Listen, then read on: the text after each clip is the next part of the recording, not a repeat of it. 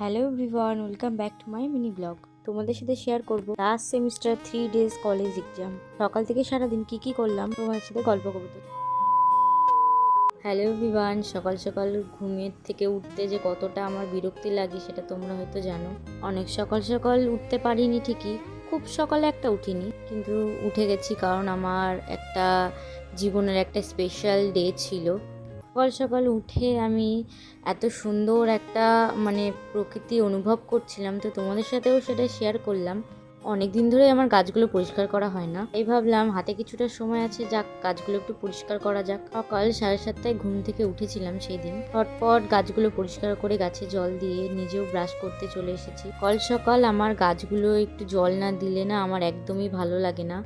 অনেকটা লেট করে ঘুমানোর জন্য শরীরটা এতটা খারাপ লাগছিল, দেখো মাথায় তেলও দিয়েছি, এত পরিমাণে আমার শরীরটা খারাপ লাগছিল। ফাইনালি তোমাদেরকে বলেই দিই যে আমার স্পেশাল দিনটা কি ছিল।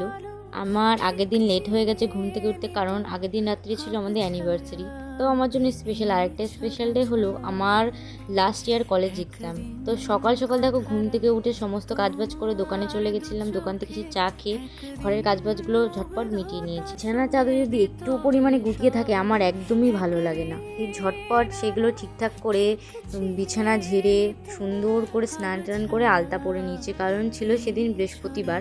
সব বৃহস্পতিবারে হয়ে ওঠে না আলতা পরাটা, কিন্তু যেদিন সময় থাকে সেদিন একটু চেষ্টা করি আলতা পরার।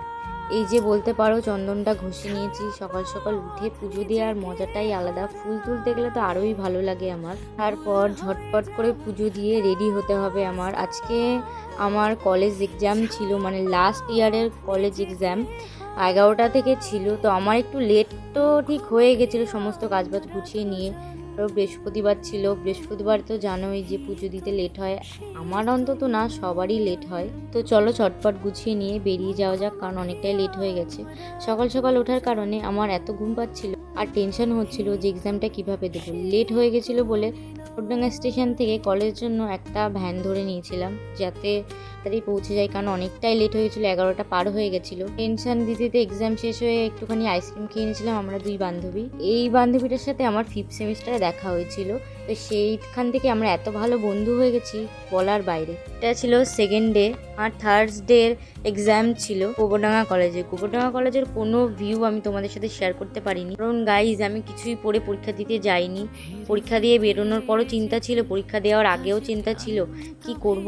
এটা ছিল আমার থার্ড ডে। হিস্ট্রি এক্সাম ছিল, খুবই চিন্তিত ছিলাম যে কি করব না, কারণ হিস্ট্রির জন্য তো প্রচুর লিখতে হয়।